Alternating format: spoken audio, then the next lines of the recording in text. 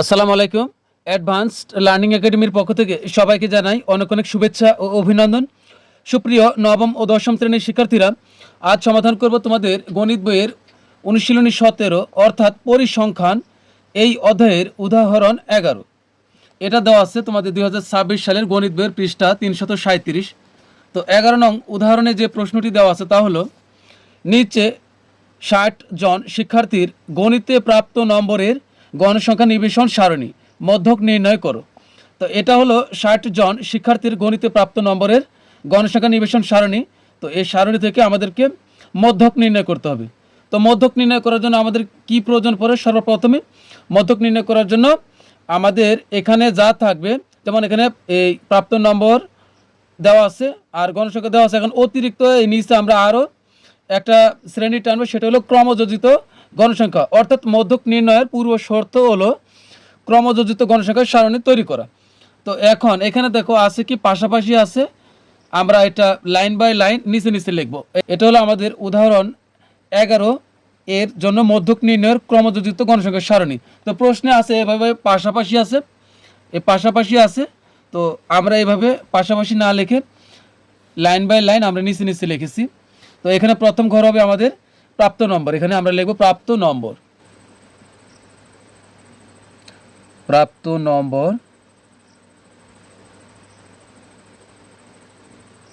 প্রাপ্ত নম্বর আছে আমাদের হচ্ছে, আচ্ছা আগে ঘরগুলো পূরণ করে নিই। প্রাপ্ত নম্বর হলো আমাদের 40, 45, তারপর হচ্ছে 50, 55 5 করে ব্যবধান, 55, তারপর হবে 60, তো এখানে 70 হবে, 70-এর পরে হবে 80, 80-র পরে হবে 85, তারপর হবে 90, 95, 100। তো এখন এখানে আমরা কি করেছি দেখো, এখানে এই যে প্রাপ্ত নম্বর যা ছিল ঠিক তাই আমরা উঠেছি, তবে এখানে পাশাপাশি কিন্তু আমরা এখানে লাইন বাই লাইন নিচে নিচে লিখেছি। তারপরে হলো গণসংখ্যা, গণসংখ্যা যা আছে আমরা এখানে আগে লিখব গণসংখ্যা।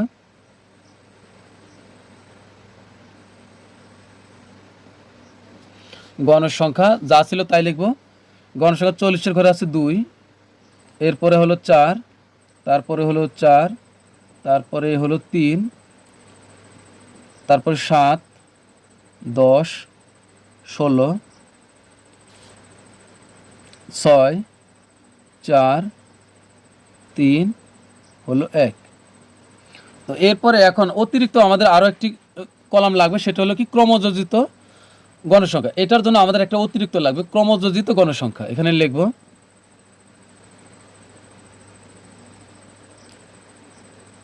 মধ্যক নির্ণয় করতে হলে অবশ্যই ক্রমযোজিত গণসংখ্যাটা লাগবে, ক্রমযোজিত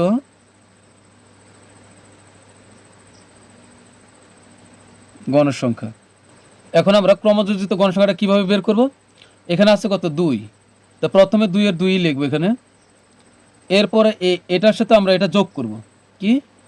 প্রথমটা যা আছে তাই লিখলাম, এখানে গণসংখ্যা প্রথমে যা আছে তাই লিখব, এরপরে যোগটা এইভাবে করে আমরা এইভাবে লিখব, অর্থাৎ আমরা যোগটা ঠিক এইভাবে করব।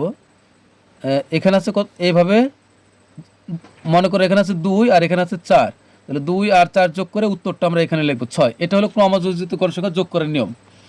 তো এখানে 2 আর 4 যোগ করলে হবে 6, এই 6টা আমরা লিখব এখানে 6, আর এখানকার 4 যোগ করলে হবে 10, এখানে লিখব 10, 10 আর 3 যোগ করলে 13, এখানে 13, 13 আর 7 হবে 20, এখানে 20 হবে।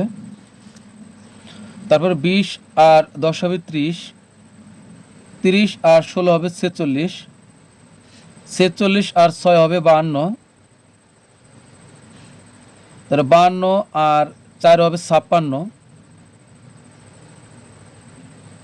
56 আর 3 হবে কত? 59, 59 আর 1 হবে 60।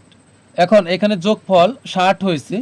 আবার আমরা এখন এই প্রশ্নে দেখব আমাদের কত দেওয়া আছে, প্রশ্নে কত উল্লেখ আছে। প্রশ্নে দেখো উল্লেখ আছে 60 জন শিক্ষার্থীর।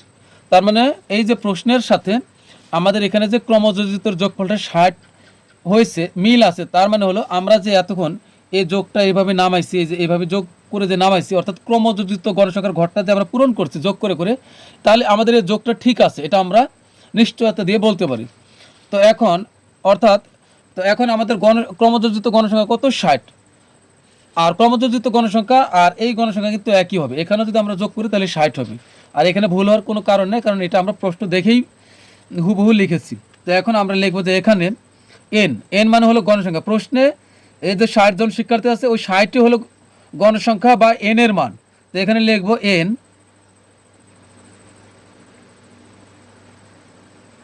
এখানে এন সমান 60, এরপর কমা দিব, যা জোড় সংখ্যা, যা জোড় সংখ্যা। এখন এই একটা লাইন, এটা জোড় সংখ্যাটা বিজোড় সংখ্যা, এটা কেন লিখবো? লিখবো এই কারণেই, কারণ মধ্যক নির্ণয়ের জন্য সূত্র, এখানে জোড়ের জন্য একরকম সূত্র হবে, বেজোড় হইলে আরেক রকম সূত্র হবে। অর্থাৎ এখানে যে গণসংখ্যা 60, প্রশ্নে যে গণসংখ্যা প্রশ্নে যে এই যে প্রশ্নে যে গণসংখ্যাটা উল্লেখ আছে 60, এটা এখন জোড় না বেজোড় এই জন্যই লিখতে হবে। যদি বেজোড় হয় তাহলে এক ধরনের সূত্র হবে, আর জোড় হলে আরেক রকমের সূত্র হবে। যেহেতু এটা জোড়, তাহলে জোড়ের জন্য যে সূত্র আমরা সেই সূত্রটি লিখবো। বেজোড়ের সূত্র কিন্তু 10 নং এ আছে, আমরা 10 নং অঙ্ক করেছি, উদাহরণ 10। তো এটা হলো, এখন আমরা জোড়েরটা করব। তো সুতরাং মধ্যক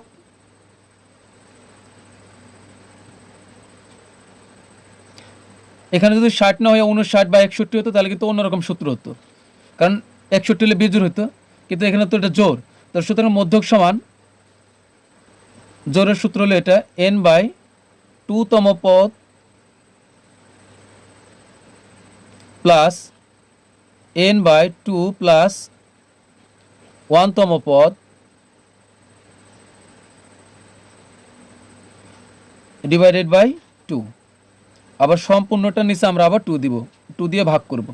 তো এখন এখানে আমরা মান বসাই, এন এর মান হলো 60, এখানে লিখব 60 আর নিচে 2 এর 2, এটা হচ্ছে আমাদের মেইন ভাগ এটা। আর তম পদ যোগ, এখানে এন এর মান কিন্তু 60 হবে, তো এখানে 60/2 প্লাস এই 1 এর 1, এইভাবে ব্র্যাকেট দিয়ে লিখব তম পদ। এরপর সম্পূর্ণটা নিচে আবার লিখব 2। তো এখন এখানে আমরা এই 2 দ্বারা 60কে কাটলে কত হবে? আমরা যদি 2 দ্বারা 60কে কাটি তাহলে কিন্তু 30 হবে। এখানে 2 দ্বারা 60কে ভাগ করলে হবে 30। তুমি তাহলে এভাবে কাটতে পারো, না কাটলেও সমস্যা নেই। তো এই 2 দ্বারা 60কে ভাগ করলে এখানে হবে 30, তার মানে হবে 30তম পদ,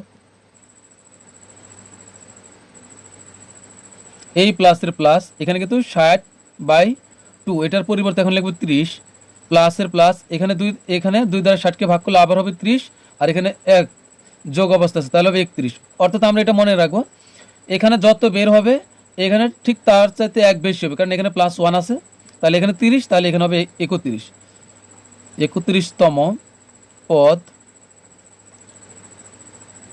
এই যে ডিভাইডেড বাই 2। এখন 30তম পদ আর 31তম পদ কোথায় আছে, এটাই এখন আমরা বের করব। আর এর জন্য আমরা চলে যাব ক্রমযোজিত গণসংখ্যার ঘরে। এই জন্যই মূলত ক্রমযোজিত গণসংখ্যাটা লাগে। এই যে দেখো, শুরুতে আছে 2, 2 এর ভিতরে কি 30/31 আছে? নাই, কারণ 1 থেকে 2 পর্যন্ত গুনলেই তোমার এটা শেষ। এখানে যদি তুমি 6 পর্যন্ত গোনো, এর ভিতরে কিন্তু তুমি 30/31 কোনোটি পাবে না। এই 10 থেকে তুমি যদি এই 6 পরে থেকে 10 পর্যন্ত গণো, অর্থাৎ 10-এর ভিতরে কিন্তু 30/31 কোনোটিই নেই। এরপরে তুমি এভাবে যদি গুনতে গুনতে যাও তাহলে তুমি পাবে, এই যে এটা হলো 30। গণসংখ্যার কোন ঘরে, ক্রমযোজিত গণসংখ্যার কোন ঘরে 30 আছে, অর্থাৎ কোন সংখ্যাটার ভিতরে 30 আছে, এই যে 30। তাহলে এই বরাবর আমরা যাব এখানে, এই যে এই প্রাপ্ত নম্বরের ঘরে। তো এখানে এই 70 হবে 30তম পদ। এরপরে আসো, আমরা কিন্তু একটা পেলাম, এই 30তম পদ হবে, আমরা কোথা থেকে খুঁজে বার করব? ক্রমযোজিত গণসংখ্যার ঘর থেকে। তো 30তম পদ একটা পেলাম, এর মান হলো 70। পরে যাবে 31তম পদ। এখন 30 তো সহজেই পেলাম, এখানে 30 লেখা আছে তাই পেলাম। এখন 31 তুমি কোথায় পাবে? 31 তো এখানে কোনো জায়গাতে লেখা নাই। তাহলে এই যে 30-এর পরেরটাতে যাও, আমরা সিরিয়ালি যাব, আমরা কখনো এই নিচের থেকে উপরের দিকে যাব না, উপর থেকে আমরা নিচে আস্তে আস্তে দেখবো কোন ঘরের ভিতরে 31 আছে। দেখো 30-এর ভিতরে 31 নাই, কিন্তু 46-এর ভিতরে কিন্তু 31 আছে। এটা হলো 30তম পদ, এই পর্যন্ত হলো 30তম পদ। আর এরপরে হলো 31তম পদ থেকে 46তম পদ পর্যন্তই সম্পূর্ণটাই আছে এই 46-এর ভেতরে। কি বললাম? 31 থেকে শুরু করে 46তম পদ পর্যন্ত এই 46-এর ভিতরে আছে। অর্থাৎ তুমি এটাই ধরে নিতে পারো যে তুমি যদি 30-এর পর থেকে গণনা করা শুরু করো, এই 46-এর ভেতরে তুমি 31 পাবে। এখন বলতে পারো 52-এর ভেতরে তো 31 আছে, তুমি আগে এই 46 পার হয়ে তুমি 52-তে যাবে কেন? কারণ এটা হলো 30তম পদ, আর 46 এখানে হবে 30-এর পরে 31তম পদ থেকে 46তম পদ পর্যন্ত এই 46-এর ভেতরেই আছে। তাহলে এই 31তম পদ হবে এই বরাবর হবে এই 80। তার মানে আমরা দুইটা পেলাম, 30তম পদ হলো 70 আর 31তম পদ হবে 80। তাহলে এই দুইটা আমরা যোগ করবো। তো এখন আমরা মান বসাই এখানে। 30তম পদ কত? 30তম পদ হলো 70। আর এখন এখানে মনে রাখবো, যখনই আমরা তম পদের মান এখানে বসাই দিব, এরপর কিন্তু আর তম পদ এখানে আর লিখবো না। এখন এখানে মনে রাখবো, এখানে আমরা ভুল করি, এখানে কিন্তু তম পদ আর লেখা যাবে না। তো এখানে হচ্ছে 31, তো 31তম পদ আমরা কত পাইছি? 80। যে 46-এর ভিতরে 31 আছে, তাহলে এটা হবে 80, আর নিচে হবে 2। তো এখানে যদি আমরা যোগ করি, 70 আর 80 যোগ করলে হবে 150। তো আমরা এখানে করি 8-এর সাথে 15 150, আর নিচে 2-এর 2, 2 দ্বারা 150-কে ভাগ করলে হবে 70 দুগুণে 140, তাহলে 75। তাহলে এখানে হবে 75। তাহলে এটা হলো আমাদের মধ্যক। তো এখন আমরা লিখে দেব যে সুতরাং নির্ণয় মধ্যক।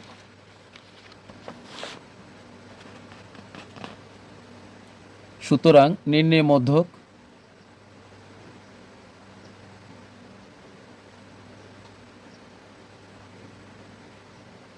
নির্ণয় মধ্যক হবে 75। তো এটাই কিন্তু আমাদের উত্তর। তো প্রিয় শিক্ষার্থীরা, আজকের মতো আমাদের ক্লাস এখানেই শেষ। সবাই ভালো থাকবে, সুস্থ থাকবে। আল্লাহ হাফিজ।